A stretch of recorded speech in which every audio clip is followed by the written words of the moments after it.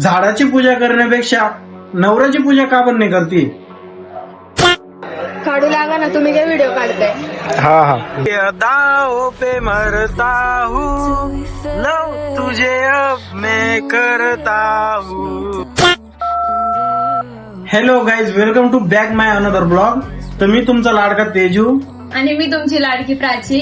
तर विषय असा झाला की नाही, आता कामावरून आलो, आता टाइम झालेला आहे, म्हणजे संध्याकाळचे 6 वाजलेले आहे.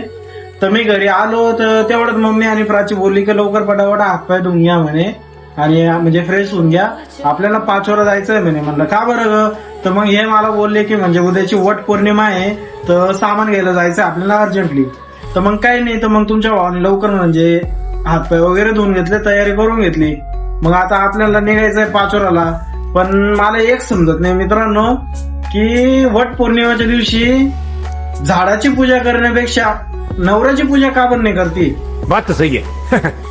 बरोबर आहे का नाही? बरोबर आहे का नाही? एवढं सांग मला. बरोबर आहे. है ना?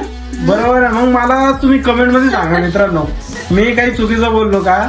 हे झाडाची पूजा करत्या आणि नवऱ्याला घोडे लावत्या, ही चांगली गोष्ट आहे का? हा, झाडाची पूजा करण्यापेक्षा नवऱ्याची पूजा करा ना. झाड देवाला मागतो ना, मग 7 जन्म हाच नवरा मिळू दे. अगं काय देवाला मागतो? जर का देवाला नाही, नवऱ्याला खुश ठेवा ना तुम्ही. नाही देवाला ग खुश तुम्ही. देवाला खुश नाही ठेवाल ग असं खुश. तसं. अगं खुश आहे मी, मजाक करतोय मी पांचर.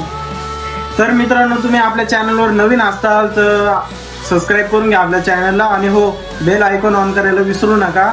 आणि हो, तुम्हाला सगळ्यांना वट पौर्णिमेच्या हार्दिक शुभेच्छा. आपण बी आता बिना टाइम वाया घालता निघूया आपलं वट पौर्णिमेचं सामान घ्यायला.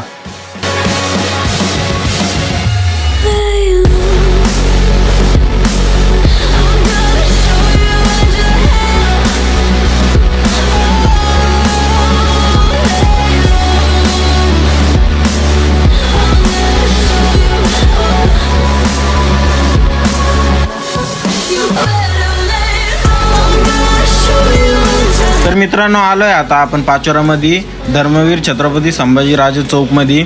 तर तिथून थोडं पुढे गेल्यानंतर लखन बिर्याणी शॉप आहे. तर म्हणलं पहिले बिर्याणी खाऊन घेऊ, पहिले पेट पूजा फिर काम दूजा. तर मित्रांनो, आपली बिर्याणी आलेली आहे. कसं वाटतंय बिर्याणी आली म्हणून?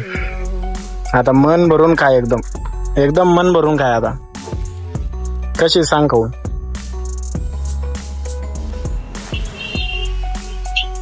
Yummy yummy. यम्मी ना? एकच नंबर आहे. मला खाऊ घाल ना मग.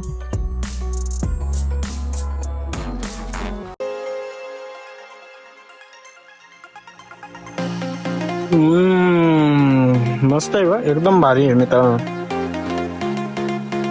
तर चला मग पटापट बिर्याणी खाऊन घेऊ. मग काय, बिर्याणी खाऊन निघालो वट पौर्णिमाचं सामान घ्यायला.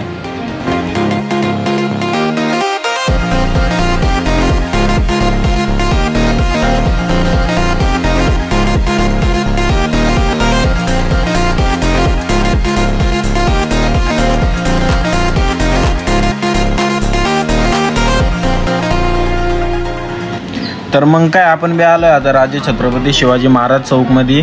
आपली मॅडम पण मस्त आता बाजार वगैरे करत होती. काढू लागा ना, तुम्ही काय व्हिडिओ काढताय? हा हा, अवघड काम आहे भो हे. नाही नाही नाही का? हे नो. नको हे का? बाजार करून निघालो, मग आलो वट पौर्णिमाचं सामान घ्यायला. नारळ बी किती? हा, नारळ नारळ मम्मीने सांगितलेलं का नारळ, मग घेऊन टाक ना एक.